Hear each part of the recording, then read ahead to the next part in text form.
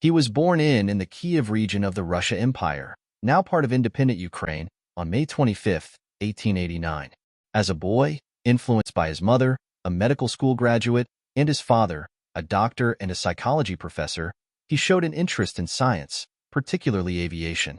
He built and flew model aircraft. He became acquainted at an early age with Leonardo da Vinci's theory of the flying screw. He was 14 when Wilbur and Orville Wright made their historic flight at Kitty Hawk, North Carolina, and that event, more than any other, decided his career. He spent 3 years at the Naval College in St. Petersburg and was still a student at the Mechanical Engineering College of the Polytechnic Institute in Kiev when he determined to build his first helicopter.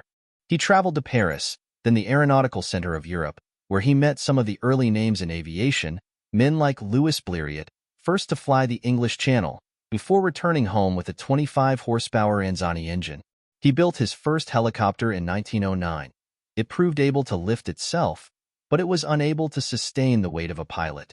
Mr. Sikorsky turned to fixed-wing planes and, in 1910, made his first solo in an aircraft of his own design and construction, the S-1. His approach was practical. He made sketches of the plane he wanted to build, built it, then trained himself to handle it, correcting his errors as a pilot as he corrected errors in design. He defied the experts of that early period by building the first 4-engine airplane in 1913. The plane, called the Grand, included such luxuries as an enclosed cabin, a washroom, upholstered chairs, and an exterior balcony for passengers. The Grand was followed by a larger aircraft, called the Ilya Muromets, after a legendary Russian hero of the 10th century, which, in a military version, proved highly successful as a bomber in World War I. More than 70 of these bombers were built.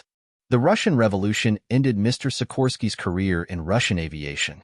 He traveled to the United States in 1919, after short stays in England and France. Lectures to Russian immigrant groups gave him money for room and food, while he dreamed of new conquests of the air. America had been a beacon to him. As a youth, I was impressed by the skyscrapers that were taller than anywhere else, he recalled in 1967, by the railroad system that included more miles of rails than the total of the rest of the world. I was inspired by the achievements of such men as Edison, Ford, and others, and in my case particularly, the Wright brothers. In 1923, with a group of Russian immigrants, many of whom were former Imperial Russian military who also fled during the Russian Revolution, he organized the Sikorsky Aero Engineering Corporation on a chicken farm near Roosevelt Field on Long Island. The first aircraft built was the Sikorsky S-29A, the A for America, a successful twin-engine, all-metal transport. A number of other aircraft followed, including the S-38 amphibian which Pan American Airways used to blaze new air trails to Central and South America. Mr. Sikorsky's company became a division of United Aircraft Corporation in 1929, and the combination gave aviation a series of historic flying boats. The first 40-passenger flying clippers were built in 1931, followed by the first transoceanic flying boat, the S-42, which pioneered commercial air transportation across the Pacific and Atlantic. The VS-300, in point of time, actually dates back to 1929 when Mr. Sikorsky concluded that a successful helicopter soon would be possible. In 1931, he applied for a helicopter patent that incorporated most of the features of the VS-300. There was one main lifting screw and a small auxiliary rotor at the rear of the fuselage to counteract torque. The VS-300 was powered by a 4-cylinder, 75-horsepower, air-cooled engine. It had a 3-bladed main rotor, 28 feet in diameter, and a welded steel frame, a power transmission combination of V-belts and bevel gears, a 2-wheeled landing gear, and a completely open pilot seat.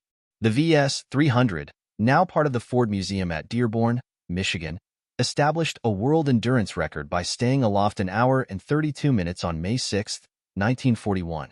Thus, the helicopter fundamentals were established. There was a period of evolution in the VS-300. Mr. Sikorsky tried 19 different configurations before he was satisfied with the final design. Military contracts followed, and in 1943 large-scale manufacture of the R-4 made it the world's first production helicopter. Public acceptance of this strange new vehicle, however, was far from immediate. The helicopter had to prove itself. It did just that in the Korean War, serving as a troop transport and rescue aircraft.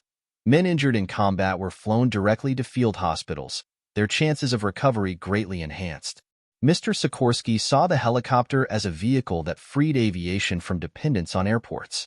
The helicopter's ability to take off and land vertically was a breakthrough long dreamed by engineers, but never fully realized until Mr. Sikorsky launched his third career.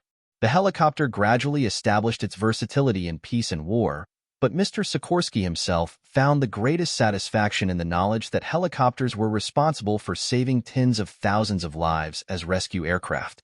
Pilots of rescue helicopters have contributed one of the most glorious pages in the history of human flight, he said in 1967. It is to these gallant airmen that I address my thankfulness, respect, and admiration, he said. A deeply religious man, Mr. Sikorsky wrote 3 books about religion and philosophy: The Message of the Lord's Prayer, Evolution of the Soul, and The Invisible Encounter. In summation of his beliefs, in the latter he wrote, "Our concerns sink into insignificance when compared with the eternal value of human personality, a potential child of God which is destined to triumph over lie, pain, and death. No one can take this sublime meaning of life away from us, and this is the one thing that matters." He also wrote an autobiographical account of his life in aviation called The Story of the Winged S. His contributions to aviation brought him many honors and awards. In 1952, Thomas K. Finletter, then Secretary of the Air Force, presented Mr. Sikorsky with the National Defense Transportation Award and said, "He is a milestone in the history of aviation, an equal giant and pioneer. Look upon him well and remember him." In 1966, Mr. Sikorsky was named Man of the Year by the Air Force Association. Congratulating him on the award, President Lyndon B. Johnson said, "Your skill and perseverance have broadened the horizons of man's progress."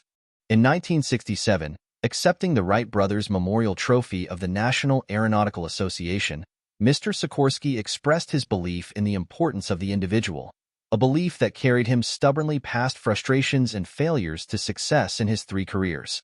"Creative work is still with us," he said, "still here to stay, and still remains a tremendously vital factor in the progress of mankind. The work of the individual still remains the spark which moves mankind ahead." Igor I. Sikorsky, the legendary aviation pioneer, will long be remembered as the man who gave the world its first practical helicopter. This achievement alone was significant enough to ensure the gentle Russian immigrant's place in the history books, but it was only one facet of an extraordinary man's remarkable career, a career that paralleled the history of powered flight. Often described as a humble genius, Mr. Sikorsky had already achieved worldwide recognition in 2 other fields of aviation before he built and successfully flew his VS-300 helicopter in 1939.